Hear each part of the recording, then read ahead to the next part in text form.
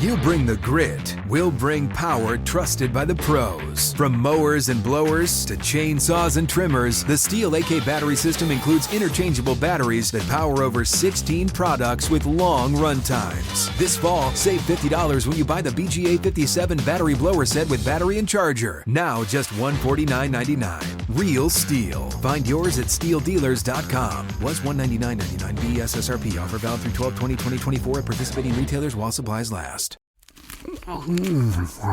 Ever wolfed down a Big Mac and thought, I could use some extra cash? Meet Drop, the ultimate rewards app. Earn free gift cards for getting your daily coffee or late night drive-thru effortlessly. Just link a card, shop, and watch rewards stack. With Drop, it's like getting paid to indulge. Download Drop now and start earning. Use the code DROP22 for $5 in points instantly. The NFL Draft is now officially open. This is draft season. Hello, everybody. I am John Schmeelk, joined by Tony Pauline. Happy Labor Day weekend, everybody. Just a heads up, we're recording this on Sunday morning, so we're not going to have anything on the LSU-USC game on Sunday night. And in the second half of the show is going to be our interview with Eric Galko, who runs the East-West Shrine game. Tony, I kind of talked about this.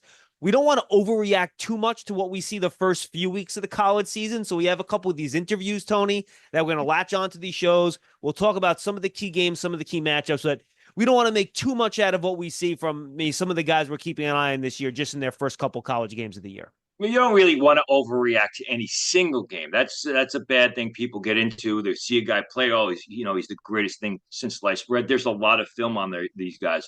Though there were some outstanding performances yesterday in week one by some really good NFL prospects. I mean, the Arizona receiver, Tre'Toria McMillan, had 304 yards and 4 touchdown receptions.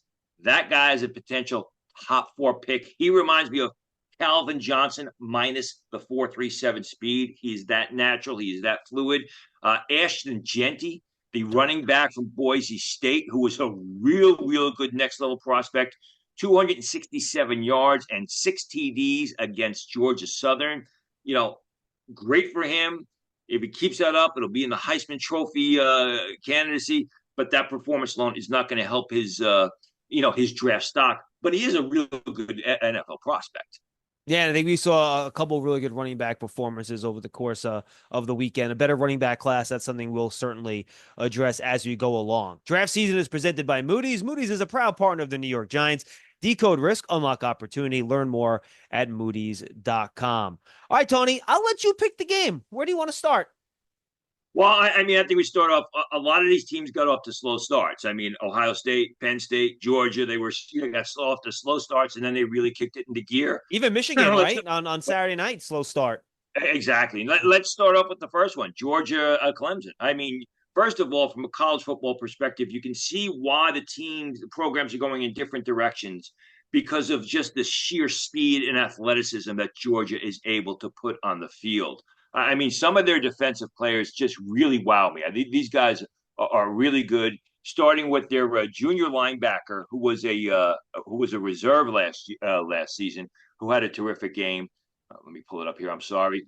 Jalen Walker, who led the team in tackles, led the team in sacks, led the team in tackles for loss. Reminds me of a Nolan Smith type. He's got to get a little bit bigger. Like I said, he was a reserve last year, number 7. But when you watch the film, you can see flashes during the 2023 season. He seems to have pulled it all together, was all over the field making plays yesterday.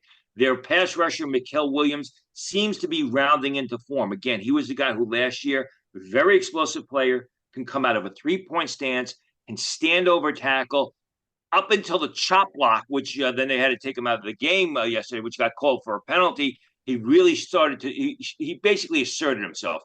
Wasn't great in the stats column, but had a lot of impact plays. It's funny, Tony, just real quick, you mentioned these Georgia guys. Every time I saw a Georgia player make a play in the backfield, I'm like, oh my gosh, that guy's just bigger than everybody else that's on the field. It's like they have just the best athletes in college football. It's crazy. Bigger and faster. Yeah. I mean, their team speed is just like, wow. It's like it's like Clemson was going half speed compared to Georgia. And Clemson has some good athletes too, by the way. That's why it's so striking. They got a lot of good players on their defensive line. Now, remember, all of their defensive linemen are now in the NFL. They were either drafted or signed as prior to free agent. When I say all of them, the starters.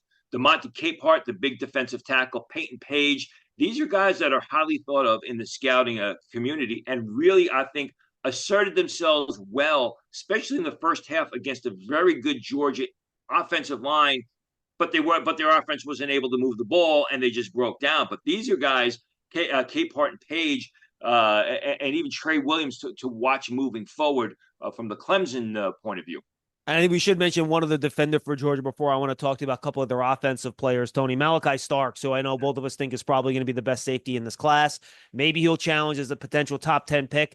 Boy, he showed that athleticism going almost horizontal on an interception playing man-to-man outside. Just a heck of a catch. He is a big, fast safety who can cover. When you watch the film, there are times where they put him over the slot receiver, and he's not a liability. I mean, he holds his own. Came into the season with basically near first-round grades from scouts, which is pretty good for a junior safety. Yeah, no question about it. All right, I want to jump on Georgia's offense here. Carson Beck, Tony, and he was my favorite quarterback heading into this year from what I watched the guys last year, because he makes these throws, these deep in cuts in the middle of the field where he just seems to put these balls into small areas, and they look like NFL throws to me. I thought he was fine. I didn't think he was spectacular. But then Nate Frazier, the running back, with Trevor Etienne not playing, violation of school rules, correct, if I'm not mistaken. He didn't have a chance to play, but Nate Frazier took advantage of it. Yeah, they didn't really say why he was on the sidelines. So I think that fade pattern, that corner pattern to Colby Young, the big receiver, the transfer from Miami, who's a potential late-round pick, that was a very impressive pass because, like you said, it was in the corner of the end zone. It was put where only Young could make the reception, and he did for a touchdown, and that's when the game started to get out of hand and started to get away from Clemson. But I agree with you. He wasn't spectacular, but, he makes a lot of really nice throws, and if he's able to multiply that and to do that on a consistent basis, he's going to vault up draft boards. He can also move okay. Like, he's not a mobile. I wouldn't classify him as an athletic mobile quarterback, Tony, but we saw him run for that first down in the first half of the game. He's not he isn't Aiden O'Connell back there either. He is a little bit more juice than that. It's at the point now where all quarterbacks that are going to be top 45 picks have some sort of mobility. I mean, that's the way it is. It's going to be either guys that can make plays with their legs or guys that are able to elude defenders, even if they're 225, 230 pounds. What'd you think of Nate Frazier, the running back? I mean, he was solid. I didn't think the running game really was that great. I was a little bit surprised by how it took that Georgia offensive line in the first half to really get it together because they have got some terrific talent at offensive guard as well as tackle. I think we'll have to wait and see as the year goes on. By the way, the folks can hear I got my 7-year-old and 2-year-old playing in the room next to me. So if there's any background noise, that's why. They're having a great time. They're having a great time if that makes people any happier about it. Let's go to Miami here, Tony, and I think the conversation has to start with Cam Ward, who is just dynamite. Wow. I mean, wow. It's like you would have thought that Cam Ward had run that offense for 5 years, that he was a fifth-year senior in the Miami offense, and he had those guys playing and practicing around him for the past 5 years. I mean, the poise, the control, the way he was always in command of the situation, the patience. Now, he's got some technical things that he's got to work on. I mean, throwing the ball across his body is not good. There are some questionable passes. I love the fact that he's able to change his arm release to get rid of the ball, to get it into his targets. But I mean, you can tell Cam Ward has got it going on between the ears. He's got to improve his pass placement. We talked about Carson Beck's pass placement. Cam Ward's is not the same. It's not that he is inaccurate. It's that he has receivers adjusting backwards or leaving their feet. He doesn't throw receivers free, I guess is the best term to say that everybody uses, which he has to improve on. But you can't come away not blown away by what you saw yesterday with Cam Ward. To go into the swamp which is one of the most hostile places in all of college football. If you look, I wrote an article about it at Sportskeeda about how, this was a must-win for Billy Napier, the Florida coach, who's probably going to get fired, if not by the end of the season, during the season, because you look at that end of the Florida schedule from the beginning of October through November, and it's absolutely killer. And Cam Ward just went in there and just tore them to shreds. I mean, it was a thing of beauty, and good for Cam Ward. You talked about how we're going to have Eric Galko on. If you remember, we spoke to Galko last year at the Shrine Bowl about Cam Ward, who was going to go back, and then he was invited was invited to the Shrine Bowl, and then he decided to enter the NFL draft, and then he went back into the transfer portal. And you know what? Week 1 so far, it seems to have worked out for him. And this could be this year's kind of Jaden Daniels deal, right? You go back for another year, you figure everything out, and then who knows where you wind up. Right. We know he's got the physical size, the arm strength, all the physical characteristics. If you can put together between the years like you're talking about, Tony, refine some of the passing game stuff.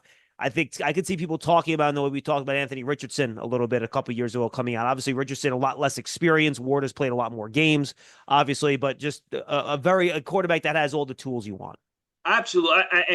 I think he's further along the line mentally than Richardson was. I don't think Richardson was a guy who just, it was hit or miss with Richardson. It was feast or famine. But what I saw yesterday from Cam, and you saw it last year at Washington State, it's not like this came out of nowhere. There were times, really the past 2 years at Washington State, where you saw this big, strong-armed, athletic guy who, at times would make some questionable passes. I thought at times he needed to improve his accuracy, which I think he still does, needs to improve his pass placement. But this is just not out of the blue. It's the fact that he played for Washington State. And let's be honest, Washington State was on at 10:30 at night. Nobody watched them. You got to see it nationally. And, that game yesterday is probably one of the toughest games Miami is going to have on its schedule. So really the sky is the limit right now for Cam Ward.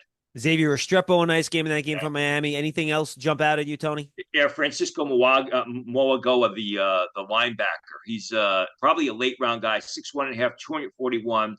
Not a 3-down guy, but just someone who plays lights out. Someone who plays over his head, will sell out on the blitz, force the action a lot. Again, you look at more of like a day 3 pass rush specialist. Would like to see him complete his game if he can, but he showed really well yesterday in that game. All right, let's jump over to the Penn State game. They roll over West Virginia, and again, a little bit of a slow start, but they wind up getting rolling there, Tony. And boy, new offense there, and it showed. Drew Holler looked like a different quarterback, very effective. He was really good, and then their running back Nicholas Singleton was very explosive. Yeah, at times. I think when both games were on at the same time, except the Penn State West Virginia game had a 3-hour delay because of weather, so you really only got to see the first half of that game. But that game was on at the same time, so as the Clemson game, so I was able to compare and contrast Drew Allard to Carson Beck, and I thought that Allard in the game yesterday, in the first half anyway, made some more wow throws, but he wasn't as consistent. Right. That one deep middle pass for the touchdown, what impressed me the most is if you watch the replay, the ball was out of his hands before the receiver made his break. Correct. And the receiver did not have to adjust or anything. The receiver came out of break, the ball was there, boom, gone. Now, there were some inconsistencies. I talked about the Carson Beck fade corner pattern. Drew Allard does not do that as well. He had a nice back shoulder throw right down the left sideline, though, to Wallace. He had one in the end zone where it was a better catch than it was a pass, as opposed to, say, the completion that Carson Beck made in the end zone to Colby Young. Listen, I like Drew Allard. You got to remember, 4/5 of the Penn State offensive line is gone. Maybe it's 3/5 of the offensive line was gone. They were all drafted. So there's going to be some adjustment there. They don't have the greatest receivers. I like Allard. I think he's got great upside potential. I do think he's going to be a first-round pick. I think he can move up draft boards. A little bit unevenness yesterday. The one matchup that I also watched was the left tackle from Penn State, Wyatt Millam, against their pass rusher, the Penn State defensive pass rusher extraordinaire, Abdul Carter. First, I'm going to say is I think that Penn State is doing themselves and Abdul Carter a disservice by putting him out of a 3-point stance because he's so explosive, because he can do so many things so well. That said, he made Millam from West Virginia look like an amateur yesterday. I mean, he could not control him. And Tony, it's funny, if you look at the box score, he had very little production, but if you watch the game, and I watched a decent amount of it, he's beating him around the edge. He's disruptive. He was all over the place in that game. There was that 4th and 1 where the refs gave it to him. If you remember the bad mark where West Virginia only gained a half a yard, where Abdul Carter just exploded to the inside, which created the ability for number 91 to twist around the edge and make the stop. He took out two guys on the play. And people are there. Millam is liked in the scouting community. I think he's more of a late round pick. I don't think he's going to be a left tackle in the NFL. I think he's going to be a right tackle. Abdul Carter is just fantastic. I mean, he's Micah Parsons, LeVar Arrington rolled into one. I think he's got that type of talent. I really hope, for his sake and the Nittany Lions' sake, they do more with him than just have him come out of a 3-point stance and have him come rush up the field, because he can make plays in space. He is just that special of a player. Yeah, and the thing about Abdul Carter, you see him move, you think he's one of these like smaller 230-pound edge guys, Tony. Then you look up, like, oh my gosh, he's 251 and he moves that way. And you're like, wow, that's pretty good. I mean, he's not a big bulky guy. I mean, you look at him and you think he's a smaller guy. Yeah, but he's 251, which I think he probably plays with more power than people think. Anything else from the Penn State game? I thought the Penn State running back Singleton looked very good. Yeah, I mean, first game, I don't think West Virginia is really that good of a team, to tell you the truth. They've got they got some pieces here and there. I think they did a better job staying in the game. Really, I didn't get, except for Carter, except for Drew Allar, except for Millam, there was not a whole lot there for me. All right, and then I sat through that whole Notre Dame game at night, taking out Texas A&M, and I was both quarterbacks. I was excited to see him. Riley Leonard ran the ball really well, I thought. Notre Dame's running backs, I thought, had a couple nice moments, but otherwise not a ton jumped out to me there, Tony. No, I mean, Riley Leonard talked about Cam Ward, how he has really improved through the years. I don't see that with Riley Leonard. I see Riley Leonard, a good athlete who plays college quarterback, who's as good, if not better, running the ball than he is throwing the ball. He really has never improved or taken the next leap as a passer as I thought he should have 2 years ago. Yeah, he'll make some nice plays on occasion, but there's not the consistency there. And the game last night was basically won by the Notre Dame running game. It was those big runs that got them into the end zone to start off, and then late in the game, which sealed that contest for him. So, I thought Bo Collins, the receiver, the Clemson transfer, who I talked about when Bruce Feldman was on, guy I like, a guy who I think is underrated. He had some big plays for Notre Dame. I think that Shamar Turner of Texas A&M, a big athletic defensive end, he flashed. Shamar Turner is this year's version of Edgerrin Cooper, if you will. And what I mean by that is, at this point in time, there weren't too many people talking about Edgerrin Cooper. I liked him. I had him as a day 2 pick. But he, even really through the process, a lot of people weren't talking about Edgerrin Cooper until right before the draft. And then he ended up as an early 2nd-round pick. I think Shamar Turner, number 5, the defensive end who can also stand up over tackle, 6'3", 289 pounds, is going to run the 4.7s. I think he's a similar type of prospect in that no one's talking about him. But all of a sudden, as we get into April, everybody's going to be in love with Shamar Turner. All right, Tony, before we get to Eric Galko or anything else from the weekend from any other games that you want to bring up? No, I mean, Colorado had its hands full with North Dakota State. I mean, that was a fun game to watch. I like the North Dakota State left tackle. We should talk about Travis Hunter a little bit, Tony. He was pretty spectacular. Gray Zabel, the left tackle, I thought did a terrific job. Held his own, was not overmatched. I don't know that he's going to be a left tackle. He may have to move into a guard because he's got short arms, but I thought he did a real good job. I mean, it's going to be an interesting conversation, Travis Hunter. A wide receiver or cornerback. I think he's a much, much better wide receiver now, and he needs a lot of work at the cornerback position, but there's much more upside, and there's, a high demand at the cornerback position. Yeah, but the salaries are bigger at the wide receiver position, which tells me he's probably going to want to play wide receiver, Tony. I'm not going to lie. Yeah. I mean, that was a fun game to watch. Unlike the Notre Dame Texas A&M game, that was a fun game to watch. I thought Shedeur Sanders played reasonably well. The one thing I like about Sanders is he's a lot like Cam Ward, that he's very poised and he's very patient. I was watching the game and I was thinking about this. Everybody fell in love with Caleb Williams because of his ability to make off-platform throws, to improvise when plays break down. Sanders does the same things, but the thing I like about Sanders is he'll ready himself. He doesn't just make the throw on the move.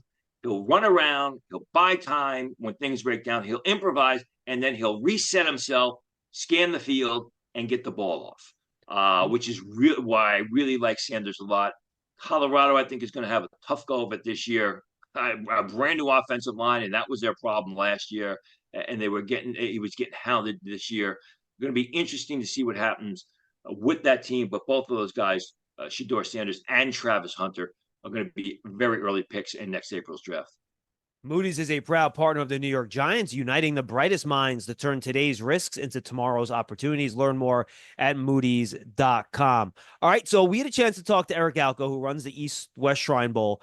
We talked to him before the college football season started, so we don't talk about anything that's happened so far, but we talk about their watch list, what the draft class looks like, and then we're going to do the same thing next week with Jim Nagy and the Senior Bowl watch list. That is already in the can as well. And then we'll start the show. We'll kind of go through what we saw from the weekend in college football, and then we'll get to our tour interview. So this week it is Eric Galko, which we recorded about 10 days ago. It's Ray from the Bobby Bones Show here to tell you that the national sales event is on at your Toyota dealer, making now the perfect time to get a great deal on a dependable new SUV like an adventure-ready RAV4. Yeah! Available with all-wheel drive, your new RAV4 is built for performance on any terrain. Or check out a stylish and comfortable Highlander, seating up to 8 passengers and available panoramic moonroof. You can sit back and enjoy the wide-open views with the whole family. Check out more of this national sales event. The deals are there when you visit buyatoyota.com. That's buyatoyota.com. Toyota, let's go places. And now we're joined by our guest. He is Eric Galko. I'm going to call him the head honcho of the East-West Shrine Bowl. I'm not sure what the official title is, Eric. You joined us on last year's show as well. You guys did a great job putting on a fantastic game down in Frisco, Texas. You're back again this year. Thanks for being with us, man. How are you? I'm doing great, man. It's crazy. Every year it's a lot of work towards January, then a little bit seeing how things go in February through May, and then right back in May again, we're ready to go for this season too. So we're excited for the season to start, and Shrine Bowl 1000 list is already a month old at this point. We're ready to go for the season already. Fourth year running the Shrine Bowl, Eric, right? It gets better and better. We're going to be back in Dallas or Frisco this year. Yep. Yeah. Excited back in Dallas. This year, it's our 100th anniversary of the game. So we thought we'd do it big and have it at AT&T Stadium. They're in Arlington, Texas too. So I'm really excited to be back in Dallas. It's been a great location. I think Vegas, like Dallas, is a great location for media, NFL personnel, players. Obviously, being an NFL facility is really important too. And Vegas had its allures, but I think Dallas certainly is a whole different brand of where football really is the most important part of their ecosystem down there too. So great to be back in Dallas for another year this year and hopefully for the future. Are the practices still going to be at the Ford Center? Yep. Yeah. Same last year, same hotel, same situation, same setup. Just the game will be at AT&T Stadium. Yeah, great setup. And that is a great setup. I mean, everyone fans go to the Senior Bowl. They should definitely check out the Shrine Bowl because that Ford Stadium it's terrific. It's a smaller stadium, but the seating is great to watch the practices. I stayed at the Players Hotel last year. It's an easy ride over. It was, more so than Vegas. It was a real scouting event last year because Vegas, there's so many peripheral things to draw your attention away, but really appreciate it. Want to start off with a question. Late in the process last year, I should say late in the season last year, the NFL made this grandiose announcement that they will now allow juniors to play in the postseason all-star games. I think at that point last year, it didn't matter for you guys. But how do you attack that moving forward to 2025? Because I got to assume you're talking to seniors now and contacting seniors about, coming to play in your game. But you really can't talk to juniors because, you don't know what they're going to do when junior declaration day is January 15th. How do you plan that moving forward? Yeah, so I mean, even a year ago, this had been building for a little while, and I'll tell you guys, when I first took over the Shrine Bowl, geez, you say 4 years now, it feels like not that long ago, but whenever I took over, my first question to one of my first questions to the league office was, why do we have this rule? Right? We just, it happened for so long. Like, why was it a thing? Why was it even a barrier? And obviously the reason was that they didn't want to incentivize juniors to come out. And my point of view was, hey, it's not about incentivizing guys to come out. It's about giving players options to consider when they look ahead. Right. And I'm a big player advocate. I always have been. It's my approach to this job. That's why our focus is having a best in class event for players. So even a year ago, I told the league office when they kind of eventually pushed it through, and I've already told them, hey, I didn't love announcing it when they did. It created a lot of confusion. And I told them a lot of people are calling myself and Jim Nagy, not calling the league office when they have questions. So it ended up being a lot of headache for people that are in our world versus in the league office's world. But the premise of it is fantastic. And I think it's what it's allowed us to do a year ago, and even more so this year, is to provide information to players, right? I believe that if you give players all the best information, not biased, not subjective, not inaccurate, they'll make the right decision for them. For some guys, that might be staying in school to improve what they can do on the field. For some guys, it might be, hey, you know what? This is a good enough reason for me to come out for the draft and take my chance. So from my point of view, we were prepared last year for underclassmen. As I expected, not that many underclassmen who were 3-year players would play in all-star games, which I think is a good sign that between NIL and players not being forced to make decisions for money purposes, as well as giving them information, telling underclassmen, hey, if you do this, you probably end up going here in the draft, and that may not be a good decision for you as well, too. So I think the benefit of this rule, along with maybe having more talent for all-star games, is really giving players more information, more ammo to know kind of where they stand going into. So it won't change our process, really. We've got a big board stacked, about 750 players, including juniors on it, organized, ranked, hierarchical right now. So we're prepared no matter who comes out for the draft. But certainly it's going to be another year of, I think, agents and players still, oh, yeah, I guess I can do this, and kind of educating them a little bit more. Yeah, and Eric, it's a much different type of class last year. It was very shallow. A lot of kids went back to school for the bonus COVID year, for the NIL money, things like that. But we're getting to the point now where the extra COVID year, the extra redshirt years, they're going to run out for a lot of these guys who are some are 6-year. I think there are even some 7-year seniors out there who got a double redshirt, a triple redshirt in that matter. What does the class look like this year? Is it a lot deeper than most because we've kind of had the backlog from the COVID year pushing players I think back it's into deeper. Yeah, I think it's deeper. I think there's, I think some people are thinking this might be a double draft. People say that, right? It's 2 clown classes together too. And that won't happen because we'll have guys go back to school again. We'll have juniors surprisingly go back to school again too. So I think it'll be stronger. I think, for example, it's weaker on offensive line compared to last year across the board. And I think if some juniors come out, then maybe it gets a little stronger too. But overall, there may be a weaker spot. And I think a lot of other positions are really, really strong. So I think this won't be the offensive dominated draft that it was a year ago. It'll be more defensive players taken early in the draft, some really special guys at the top too. But I think it's a deeper class for sure. I think last year, coming into even the draft process, most teams felt like, hey, after the first 170, 180 guys, we're going to kind of figure out who we're going to take here. I think this year will be a little bit deeper, and teams are going to be wanting more guys in the rounds 5, 6, 7 compared to last year. 2 quick questions, and I can't get a straight answer on this. Is this the final season for the super seniors going back for COVID? I mean, is this the last year that's, you can say, hey, listen, this is my COVID year. I'm going to put it, or is this going to, do you know if it's going to extend for college players into 2025?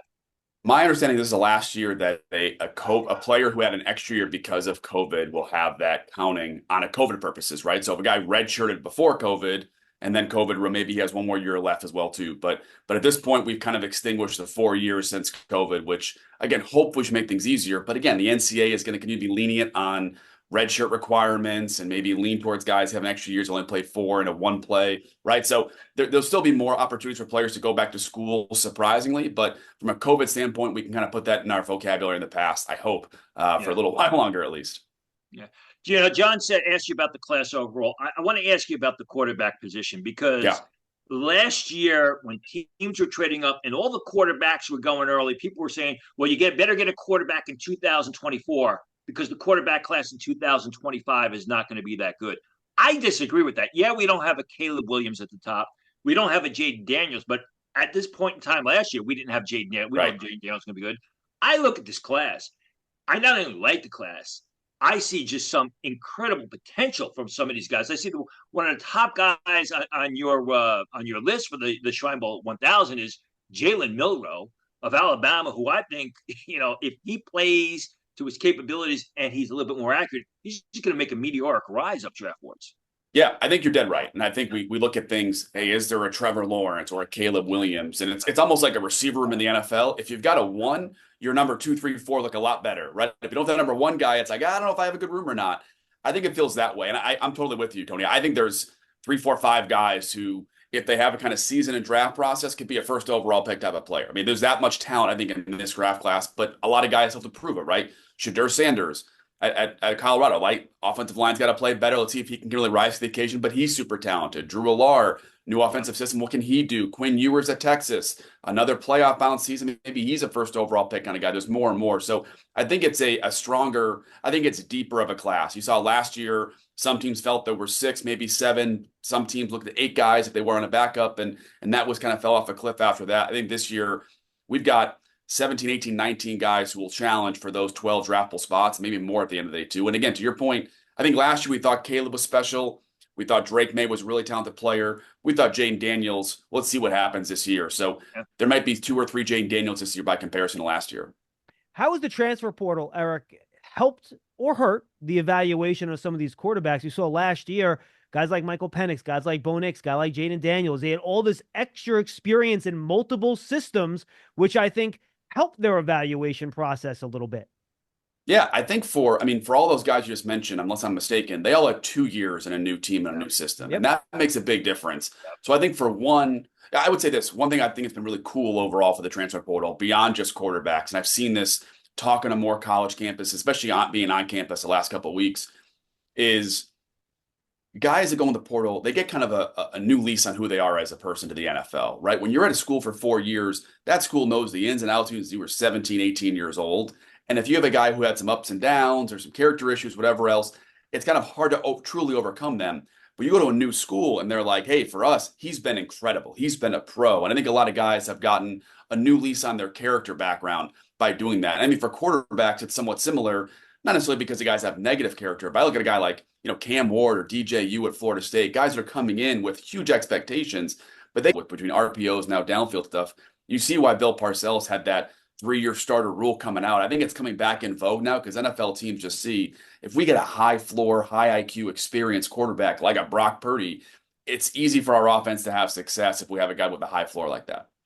I just want to go back to your point. You talk about Penix and Bo Nix, 2 guys being transfers who were in the system for 2 years, and then you got to have a guy like Sam Hartman, who really did not do a good job at Notre Dame last year. Probably had his play better when he was at Wake Forest.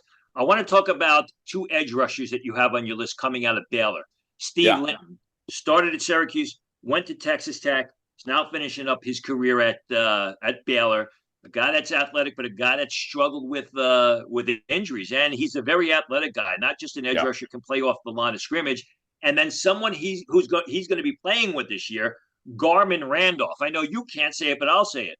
Looks like Tarzan, plays like Jane. I mean, this guy's got the computer numbers that blows you away. He'll make a wild play once in a while, yet there's no consistency in his game. I think it's important for those 2 type of guys. They're 2 great examples of guys that if they didn't play this college season, or didn't play their whole college career and just went to the combine, you'd be like, this guy has so much talent. And I think both those players would even tell you a lot of meat in the bone left to get better. And I think for both those guys and for edge rushers in general is the athleticism matters a lot. Maybe more than anything else, right? It's a weird scouting aspect, but like as an edge rusher, you've got to be a really impressive athlete to be successful. But if you can't finish in the backfield, I think Steve Linton, a couple games last year where off the snap looks awesome, gets eaten up by a 6'3", 6'4" offensive tackle in space, right? Hey, that can't happen when you're that tall, that athletic. I think Garmin Randolph, same thing. Bull in a China shop, comes downhill, can adjust, can't finish on the quarterback. And I think for edge rushers like those 2 guys, putting together a 7-8 sack season, even if 4 of those sacks are against an FCS team, show NFL teams you can finish in the backfield. Because if you can just show you can finish and have some production as a tackle for loss or sack guy with their athletic traits, teams will bet on those and say, hey, at the worst case, I'll put Steve Linton in my practice squad for a year. He'll get my offensive line havoc and then see what he is after a year. But I think for both of those guys, the ceiling is super high, Tony. You're dead right. But both those guys need to have a 5, 6, 7, ideally an 8+ sack season to really reach their potential in the NFL. Yeah, I want to stick on the edge rushers here, Eric. One guy I really liked is another transfer, Nick Scorton, who's going from Yeah. Purdue to Texas A&M. I think you watch his tape at Purdue last year. He has the athleticism and the strength and the power. Look, he's 260. He's not one of these like 240-pound, converted linebackers to an edge player. Your take on him and what you think he can do in a new spot in Texas A&M. And then I think you kind of reference this in reference to the first question. Do you consider edge the strength of this draft class? We can have one edge guy go in the top 10 last year. I think you can have 3 or 4 maybe go this year. Yeah, we have a lot of edge guys. I think a lot of interior defensive line players too. Those are two of the stronger spots in this year's draft class. On Nick, I think his athleticism playing space, but also be able to win in the B gap and penetrate as a run defender, as a pass rusher, kind of allows him to be really opened up there. He's going to benefit a lot from a really strong interior defensive line group at Texas A&M. That's one area that I think is sometimes underappreciated, is that when you've got great D tackle, especially in college, you can be more freewheeling and aggressive as a pass rusher when you don't have to worry about the B gap or the A gap as much as other guys have to. So I think for Nick, he'll be able to play even more loose, even more creative as an edge rusher at AM, but super, super talented, has first round traits for sure. We'll see if he puts together this year. I think edge is a really strong class, though. I think the edge rusher position, the defensive tackle spot, were two spots not very strong a year ago. I know from our point of view, hey, are there 15, 16 edge rushers that could be draft picks? Hey, at D tackle, are there 17, 18 guys that we feel confident are draft picks? And we know based off history, those teams each have in the 20s in terms of overall drafted players. But when teams are really struggling to find those guys, it gets tough. In this year's class, if you need D-line help, you'll have plenty of options, not only in rounds 1, 2, 3, but 4, 5, 6, 7 this year for sure. I want to go to the cornerback class for a second. I mean, last year's cornerback class at the Shrine Bowl was outstanding. I mean, you had the two kids from Florida State who just knocked everybody out. And then you had Quintez Stiggers from the CFL. The Toronto Argonauts, yeah. Exactly, by way of Division I AA school. And John and I were there all 3 days watching Stiggers just shut everybody down. Who are some of the guys on your list that people were not talking about now? They probably won't talk about too much, during the season. Then we'll go to Shrine Bowl practice and just blow it up. So Eric Galko can say, see, I told you. Well, I wish I knew who A is going to be in this year's draft class and who's going to be at the Shrine Bowl this year. It'd make my life a lot easier. But I think I would say it's even last year with guys like Miles Harden, who had a great week of practice and great college film, and he's now going to be the starting nickel in Cleveland despite being a 6th round pick. And there are more guys that I think when later on draft I thought did a great job in week of practice and was a big fan of as well too. I think from just overall, just naming some players, not just dodging the question, I think Virginia Tech's defensive back room is outstanding.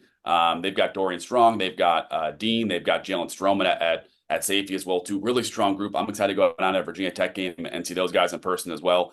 The Kansas duo, Kobe Bryant and Mello Dotson. I know Kansas not known for being a big DB hub. We had Kenny Logan a year ago from Kansas, but both those guys are really strong. I think that Kansas defense is going to be really talented this year for sure. And then Ohio State. I mean, Ohio State, talking to even scouts have been through there. They've got 3 corners.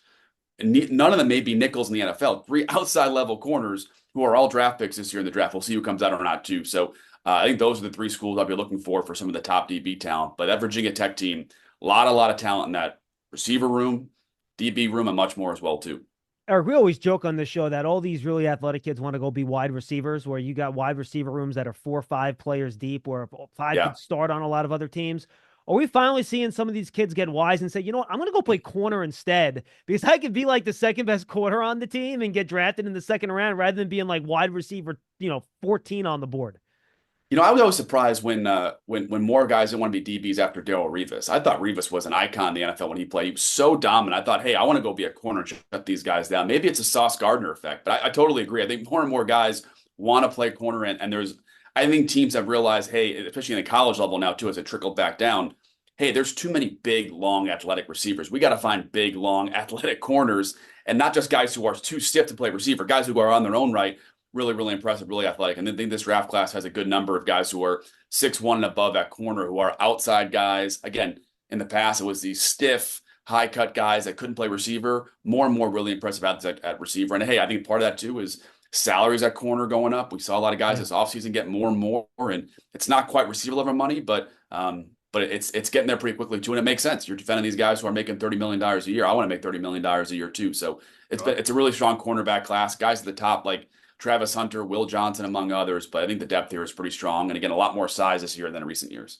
Well, if you make $30 million a year, make sure you send some my way and John's way as well. We'll appreciate that.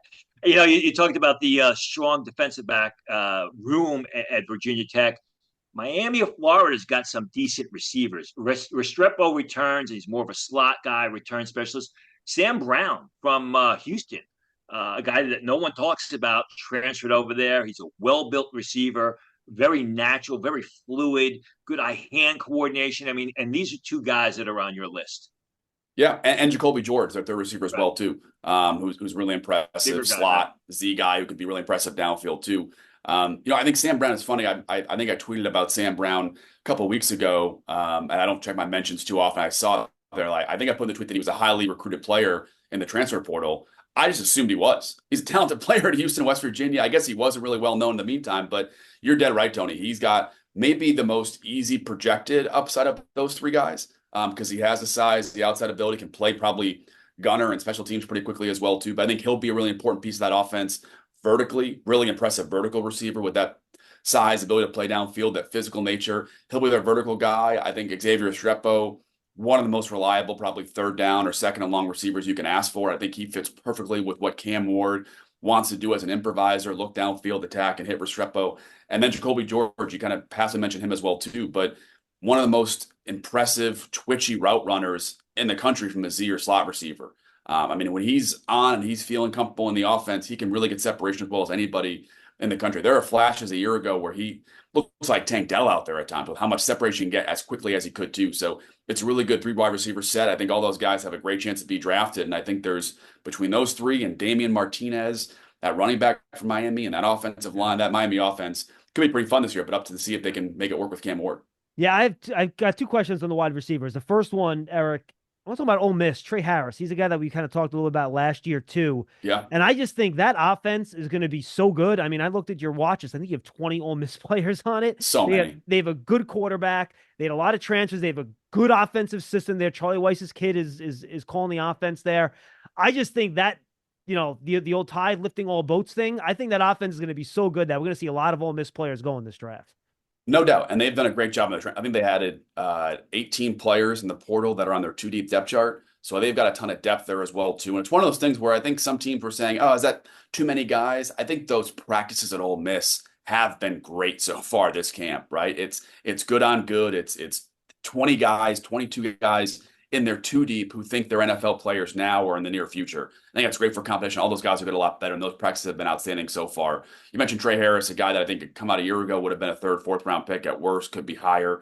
I think number one receiver in that offense with a guy like Jackson Dart, who I got a chance to see at Manning Passing Academy, and that arm is real. He's gotten better as a pocket navigator. He's better off balance and moving to his left than he was even a year ago too. So between Jackson, Trey Harris, the depth in that offensive line, one of the best in the SEC probably this year in terms of depth. If they lose 1 or 2 guys, they're okay, but a lot of front-end talent there as well. And the running back room is still going to be strong. Even with Quashad Junkins leaving, they've got 2 or 3 guys there that'll be impressive as well too. So I would say Ole Miss is the deepest team in college football this year. And they have the upper level talent as well too. I think in terms of the upper level guys, how many, blue chip future 1st, 2nd round guys, maybe the Georgias of them haven't beat, but Ole Miss is going to have a lot of staying power this entire season. And SEC play, you've got to have depth win the SEC. And I think they have the most of any team in the country this year. All right. My second question on the wide receivers, real quick. We're not going to see a lot of classes with 3 top 10 wide receivers like last year and 3 guys that could have been top 5 wide receivers, quite frankly. Yeah. So we're not going to have that in this year's class. But are we ever really going to see classes that don't have good wide receiver depth anymore? With all these teams that are throwing it, all these players that play wide receiver, 7-on-7, all that sort of stuff. Are we ever going to have a class where we're like, yeah, this is a pretty weak wide receiver class? I just haven't seen one in what seems like forever. We've got to be getting close, at least to the point where receivers almost become devalued, because it feels like every year there's 4 or 5 guys, plus there's a handful of day 2 picks and day 3 picks. I mentioned Tank Dell earlier, right? Like Tank Dell was a 4th round pick, and he's the Texans' number 3 receiver this year, right? It's unbelievable. So Troy Franklin went in the 4th round last year. The guy had 1,500 receiving yards at Oregon. It was ridiculous. Right, 100%. So I think there's going to be maybe a change in evaluation, but this year is not going to be weak either at receiver. Right. I mean, Luther Burden leads the way, but there's plenty of depth. If you call Travis Hunter receiver, which I think he's both, I think he's a receiver and a corner, and he's the best. He's probably the number 2 or 3 ranked receiver, a number 1 clearly rest corner in the country, and he might be number 1 at both those by the end of the season as well too. We'll have more guys this year as well too, and I think the logic goes is like, hey, there's still teams lacking a number 1, number 2 receiver, but you're dead right, John. We've had too many good years in a row of incredible receiver talent, and I think that's going to keep coming this year too. That's also a reflection of the college game because the college game is so widespread and pass happy oriented. They just put the best athlete, a lot of the best athletes at the wide receiver position. It just translates to the NFL. You were talking about Mississippi before. The funny thing about Mississippi is if you look at their transfer portal, they raided so many other SEC schools and brought players in. Another school that's pretty deep, I would expect to see a lot of representation at the Shrine Bowl. Also did a good job in the transfer portal are the Oregon Ducks. I mean, potential top talent in Connerly and Jordan Birch, but I mean, a lot of depth there, good running backs. And I would expect to see a lot of those guys, or at least a few of those guys, in Frisco in January. Yeah, I mean, Jordan Birch is a guy that almost came out a year ago, super talented defensive lineman, could be a versatile guy. Johnny Cornelius, another offensive lineman who transferred there a year ago. Now it's his second year in that offense. Really talented offensive lineman, too. I'll tell you the one guy, you mentioned all the talent they have on the offensive line. Connerly's a great player. Johnny Cornelius, I mentioned the running backs. I'm excited to see what the quarterback does. I think people have kind of, Dylan Gabriel's got a little bit of, I dare to compare him to Brock Purdy because he's the holy grail at the Shrine Bowl here now. But Dylan's played a lot of football. He's played different offenses and had success in a lot of spaces. And Dylan Gabriel is going to walk into an Oregon offense that has plenty of talent, but he's going to be the one in control and in charge. And again, seeing him rewatching this film after a year ago, last year he was kind of locked in on the transfer portal, so we didn't really consider him for the Shrine Bowl too much. We obviously spoke with him and the team, but he was kind of wanting to go someplace else, which was a good move, and Oregon's going to be a hell of a team this year. But I think the way people are going to talk about him as like, oh, Dylan Gabriel, been around for a while, good college quarterback, whatever else. And I think when they wake up a little bit that he might be a real NFL quarterback as well, too. Yeah, and he's going to dictate, I believe he'll dictate how well or how not as good that Oregon does because he's got to come out of the gate high. And I agree with you. I mean, I've got a late round grade. I know I've talked to scouts. They say free agent, but not the biggest guy in the world, but the mind. I mean, he just sees it. He understands what's going on. He doesn't make bad decisions. No doubt. All right, you want to go defensive tackle, Eric? You mentioned that as being one of the stronger positions in the class. Yeah. And look, you don't get defensive tackles. We could have 3 in the top 10 here this year, I think. Everyone talks about the 2 Michigan guys. They've had so many good defensive linemen come out. These might be their 2 best, at least inside, coming out this year. And then you watch Deion Walker from Kentucky play. And I get the pleasure of watching Dexter Lawrence here every day. So I understand the gravity of the statement about to make. That dude is as big and moves as well as Dexter Lawrence does. And big guys that size are not supposed to move like that.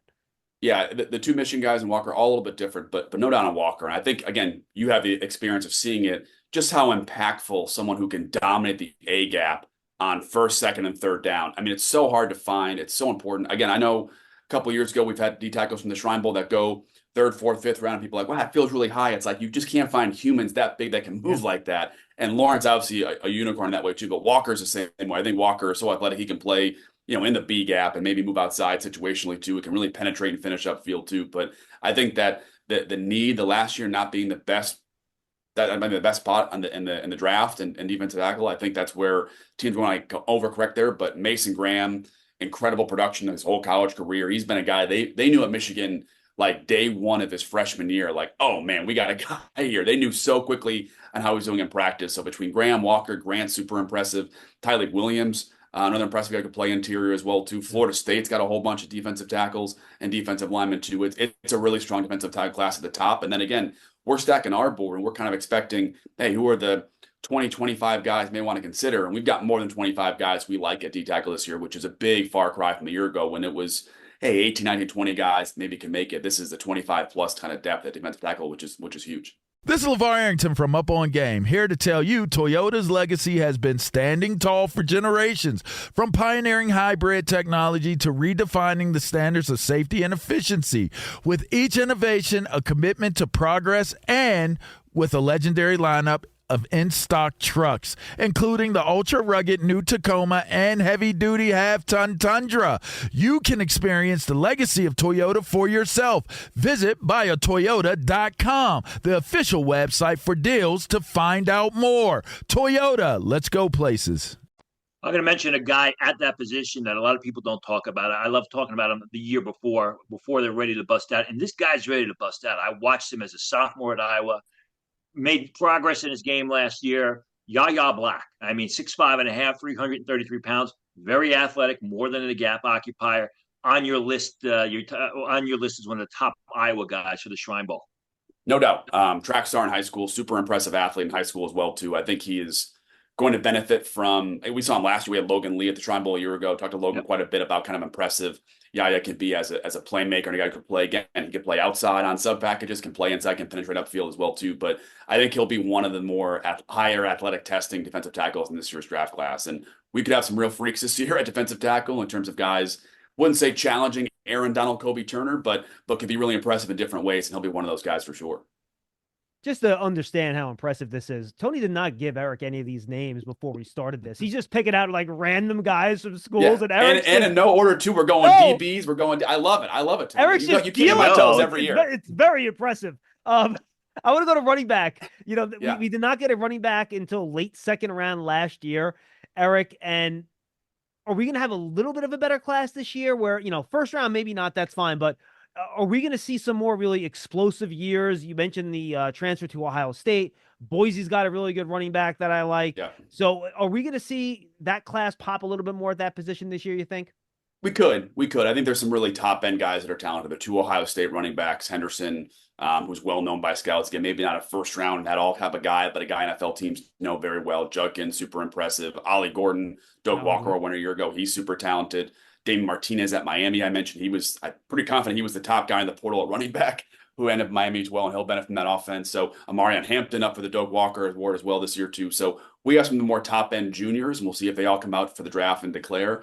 I think this depth is about the same as a year ago. And I think think about running back evaluations these days, and I tell people that it's in my opinion, one of the easier, not that scouting's ever easy, one of the easier ones to evaluate in terms of their draft ability, because you can't just be a good running back in the NFL anymore, right? To be a prospect, you got to have either elite production, athleticism, but if you have all five tools of production, size, athleticism, pass blocking, and pass catching, you're Bijan Robinson. But beyond that, the guys like Tyrone Tracy, right? Hey, he's tough, he's well built, and he's an elite pass catcher. Those three traits are more than enough to be a good NFL running back now, versus guys that may be like I don't want to name names, but guys that have really good college careers that don't add things on third down or aren't really good athletes. So I think we're starting to see a better, perspective on scouting these running backs. And for us, hey, there's a lot of really good pass catchers in this draft class. Hey, there's a couple good, really special pass blockers in this draft class. And hey, there's some really freak athletes. So from our point of view, there's plenty of running back talent. I just think people need to kind of adjust how they evaluate the running back position, because if you look at it from what role can they play in a room, there's a lot of talent in terms of, hey, how many guys can have 1,500 yards this year in college football? Not too many. Go to the tight end position. I mean, we've got a couple of juniors who are really good, could move up draft boards. People love the guys who run the 4-4, the 4-5s, get down the field. I like the guys that are 3-down players at that position, and it looks like we've got a bunch of them, especially some guys who are returning from injury. Absolutely. I think it's one of the strong positions in the draft class. I think last year's tight end group kind of fell off a little bit towards the back end, but I think NFL teams are pretty bullish. Two guys from Georgia, Oscar Delp and Ben Jurasik, coming over from Stanford too. We'll see how those two guys kind of make up for Brock Bowers being gone. I think South Carolina has two interesting guys. One a transfer 2 years ago, Josh Simon. The other one, Brady Hunt from Mac School. How those two tight ends play together as well too. I think to your point, even more and more college teams are seeing, hey, if we get two tight ends who can kind of block and be really good athletes at receiver, we could be really dynamic and versatile offense. So you've got your freak athletes, Amari Niblack, Colson Loveland, obviously probably the presumptive top tight end in this draft class, but depth is really there this year for NFL teams needing tight ends. And I think to your point, more and more teams are realizing, hey, getting 11 personnel guys who can block and be on the field consistently, like in the NFL, you have those guys, you can run more up-tempo stuff and not shrink your playbook. I think more and more teams are leveraging those quality blocking, receiving tight ends to play in their offense in college now too. All right, Eric, I'm going to throw a name at you here. Going back to running back real quick. Why doesn't Travis Etienne's brother, Trevor, who transferred to Georgia this year, why doesn't he get more love? I know he was a part-time guy in Florida last year. He shared time with a bigger back. I don't remember his name off the top of my head. But whenever he got the ball, that dude was explosive, and he was a big play waiting to happen. I think at Georgia, he could be dynamite this year. And he'll be the guy this year at Georgia, too. I mean, he'll be the most talented guy in that room, I think, but they've always got a freshman I may not have heard about yet. Ends up being the next, Tory Gurley or whoever, too. But no, he's super talented. I'm sometimes people always ask me who's an underrated guy you like, and I'm bad at that because we lock in on our scouting process, and that's about it. And I'll tell you, Trevor Etienne is not a nobody on our board either. He's on our board among other guys I mentioned at running back for sure too. But at the Georgia offense, they've got a loaded offensive line. I think they have 3, maybe 4 guys returning on the starting offensive line, and they have depth behind them as well too. An experienced quarterback like Carson Beck, plenty of receivers to threaten the safeties downfield. I think Trevor could really eat in that offense this year. John, you'll be happy to know Trevor Etienne is the number 1 back on my board right now before the season starts. I like that, Tony. I like it. Yeah, I'm going to go to the linebacker position, not the pass rushers, the off-the-ball guys. And, too many times they want to broad rush guys as edge rushers. Barrett Carter, Danny Stutzman, Jamin Johnson, Sam Mondon of Georgia. A lot of good, 3-down linebackers that people aren't going to take notice of because they're not always in the opponent's backfield disrupting the action.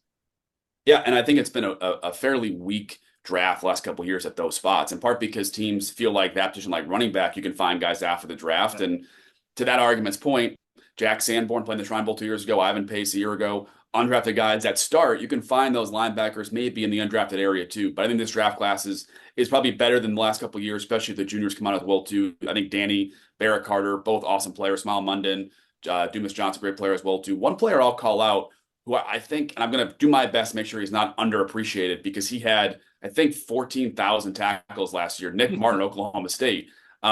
Just so productive. Yeah. And we saw it a couple of years ago with the linebacker.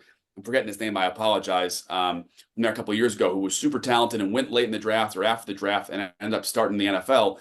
Nick Martin's the same way. He's incredibly instinctive, finishes upfield, plays outside the tackle box in the backfield as well too. He doesn't have any fake tackles on his resume. He's a guy leading the charge in that defense, and he's gotten so much better during the last year. And what I've talked to scouts so far in camp, better in coverage as well too.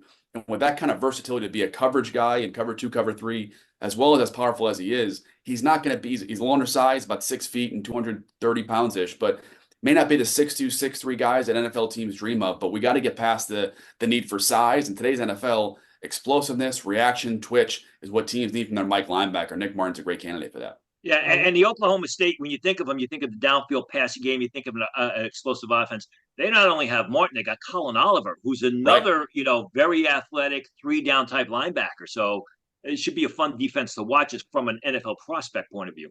No doubt. Offensive line, one position we haven't hit yet, Eric. Last position out of me, and then I have a couple general college football questions for you before we wrap. Last year, historically good offensive line class, bunch of offensive tackles in the first round. We might have 3 offensive tackles. Look at Texas, look at LSU, go near the top of the draft, Texas and top of the draft this year. But I imagine this is probably not going to be nearly as deep of a class, correct? Yeah, it won't be as deep. But I think the question teams are going to want to see is who rises up to be that starter level player. There's a lot of guys in this class that we're excited about seeing take that next step if they can develop further. They got the athletic traits. They've got maybe 1 year of starting experience, but not as many high floor guys right now as guys that, especially at tackle, that you can say, hey, this guy can start in the NFL next year.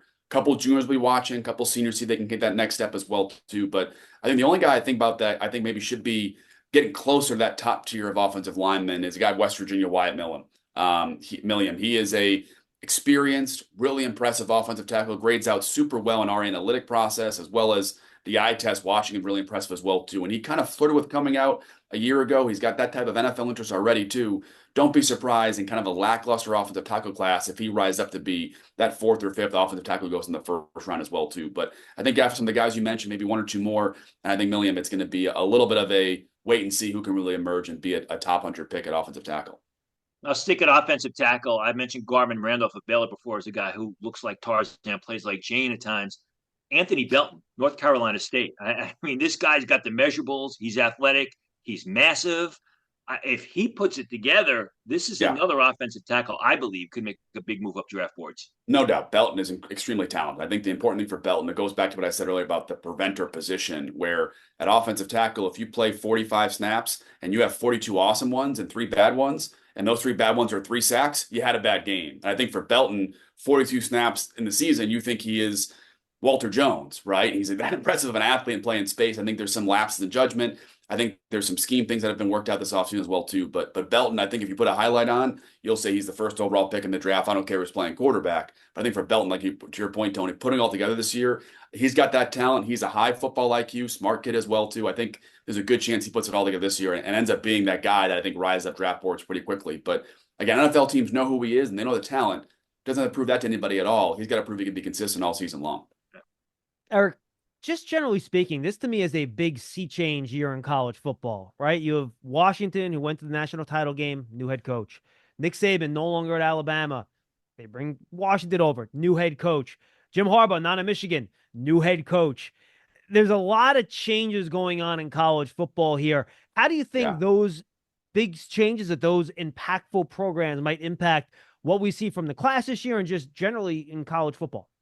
Yeah, you got Cal and the ACC. I mean, things are out of whack here entirely in college football. Stanford too. I can't figure things out at all. So no, I think it feels between the fact that the transfer portal has really come into focus and teams are really good teams are able to become great much easier than in the past, right? It was really hard for teams to get to that Georgia, Alabama, LSU level. I think now with the transfer portal, Ole Miss has gotten to that point pretty quickly too, and the turnover at some major programs. Again, I think Alabama, mentioned Jalen Milroe. They've got a lot of talent. They could be the best team in the country this year, but new head coach, again, you can't in college football like you can in the NFL. You can't stumble out of the gates at all and still be a national title contender. So I think between the changes that you mentioned at Michigan, Washington, and Alabama, as well as now the college football playoff coming into effect, where now there's more teams who can get there. The teams I listened to somebody the other day who said that Wisconsin would have been in the playoffs 7 of the last 12 years had they had this playoff structure they do now, right? So teams like that we kind of forget about because they weren't one of the final 4 or final 2, but they had really good seasons. They may come into focus too. So I think it's gonna be a really fun mix this year. I don't know how I feel about the 12-team playoff quite yet. Maybe I'm more of a traditionalist when it comes to college football that way, but I know when it's here, I'll be really excited to see who the 7-12 matchup is, and can Penn State get over the hump and get to that spot. I'm very excited for it as well too. So it feels like it's going to be, because of the playoff as well as the portal as well as the coaching changes, probably the most wide open college season I can remember. I saw the top 10 list come out too, and I maybe disagree with 7 or 8 of them being in that top 10, because I think that I have different opinions than other people as well too. So it's one of the deeper and more loaded opportunities for teams across the country to make an impact this year. Yeah, I'm going to ask you, I'm going to stick on the playoff. I mean, I am a college football traditionalist. I don't like the playoffs at all because, what it could do is it could exclude the games like the Michigan-Ohio State game where Ohio State is desperate for a win. Now, if they know they're going to be in the playoffs and not as desperate for a win. But my question is players. We see more and more players opting out of bowl games. It used to be just the first guys who were going to go first 3 rounds. And then last year, the last couple of years, we've seen 7th round prospects, UDFA prospects opt out of bowl games to start to prepare for the draft. Do you think there's the possibility that, the 8th ranked team or the 12th ranked team in the playoffs, a guy could say, listen, I'm out. I'm just going to start get ready for my next my next level career, start to prepare for the combine. Do you think that is a possibility? No, I don't. I think that's one of the benefits of this. First off, I think players having the choice and it not being taboo to opt out of bowl games is great. Again, I'm a player advocate through and through. And hey, you know what? If I don't have to play in this game, we're not playing for anything other than this random bowl namesake and for my head coach to feel better. I get it. Again, I think there's benefits to guys playing in bowl games that are not for the national championship. I think there are some players that have asked my opinion and I've said, yes, play, but other guys have the choice. But that's these players know, right? Every year there's Appalachian State over Michigan 2 decades ago kind of started this idea that anybody can be anyone in college football now. And if I'm in the playoff or if I'm in, the conference championship game for the AAC, and I know that if I win this game, we had a good season, I might be able to play, 3 wins away from a national championship game, guys are definitely going to play. So that doesn't worry me at all. I think that the tradition or the lack of tradition and people staying in bowl games, I think is just fine. I do think, by the way, the rivalry games, like you said, I'm sure Ryan Day will take that game very seriously. In Michigan, Ohio State, he'll care about that quite a bit after losing the last 3 years. But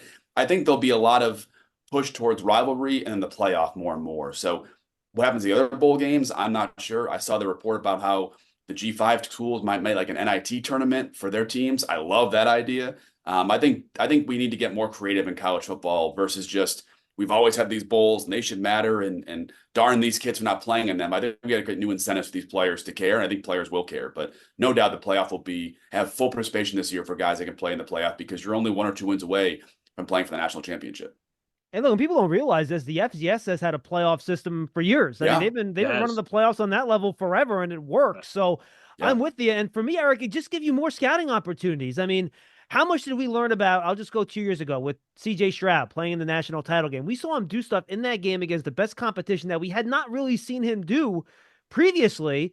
And it could have bumped him ahead of Bryce Young. It ended up not being the case, but you learn a lot to see the best go against the best. That allows us to scout these guys a little bit more. And one thing to kind of counterpoint your point, Tony, earlier, is that for a long time, if you want to make the playoff of the national championship or a big bowl game in the SEC, you had to beat one of or both Georgia and Alabama, and for a lot of or LSU, and those teams were sometimes the best teams in the country. Now, let's say I'm Wisconsin and I couldn't beat Michigan, Ohio State, but they were the 2 best teams in the country. Well, now I'm Wisconsin. I can go beat, Georgia or Missouri to play in the national championship and get my path there a different way as well, too. So I think this opens the door for more and more teams who maybe, because of the schedule and the year situation, just couldn't get past that one hump, but maybe a different way to get there could be a real opportunity for some creative and really new. I'm not saying this year will be a off-the-wall national championship team, but I think within the next 3 years, we'll have a 8 seed or a 9 seed win the national championship. It's not crazy that'll happen. I think it'll be a pretty jarring moment when it happens, but I'm excited for Memphis to win the national championship in 3 years because they had a good run in the AAC and they just got hot and they had the right team. Who knows? And that's more of a possibility now than it ever was before. Tony, got anything else for Eric? That's it for me. All right, Eric. No specialist, John. That's it. Yeah, did you have any punters or field goal kickers? How about some long snappers? Yeah, we'll save that for next appearance. We'll save that for next appearance. Talk about those long snappers. There you go. So, Eric, tell the folks everything you're doing with East West Shrine, where they can find the 1,000, your social media, whatever you want them to know about. Yeah, we're excited. We've had a lot of growth in my last 3 years of the Shrine Bowl, from not just a draft pick standpoint, but I think from media and agents. I think players really appreciate it too. So we're excited for a big jump this year as well. Follow online, shrinebowl.com, @ShrineBowl, my Twitter account, @Eric Galko. A lot of Shrine Bowl information as well as just general draft coverage all year long. But we're excited to be back in Dallas this year. Another big year for the Shrine Bowl this year. Appreciate you guys having me on. No problem. Happy to do, Eric. It's always good to talk to you about these draft prospects, learning about your scouting process and how you view these guys moving forward. Always fun to talk with you. That's all the time we have today for draft season, brought to you by Moody's. For Eric Galko and Tony Pauline, I am John Schmeelk. We'll see you next time, everybody. Is getting gas at Exxon burning a hole in your wallet? What if I told you can easily earn cash back while you fill up? Introducing Drop, the app that turns every fill up into a reward. With Drop, you'll earn points to get free gift cards every time you fill up your tank. Download Drop and use code DROP66 to instantly receive $5 in points to jumpstart your savings journey. Don't miss out on turning your gas expenses into something rewarding. Hello, it is Ryan, and we could all use an extra bright spot in our day, couldn't we? Just to make up for things like sitting in traffic, doing the dishes, counting your steps, all the mundane stuff. That is why I'm such a big fan of Chumba Casino. Chumba Casino has all your favorite social casino-style games that you can play for free anytime, anywhere with daily bonuses. So sign up now at ChumbaCasino.com. That's ChumbaCasino.com. Sponsored by Chumba Casino. No purchase necessary. VGW Group. Void where prohibited by law. 18+. Terms and conditions apply.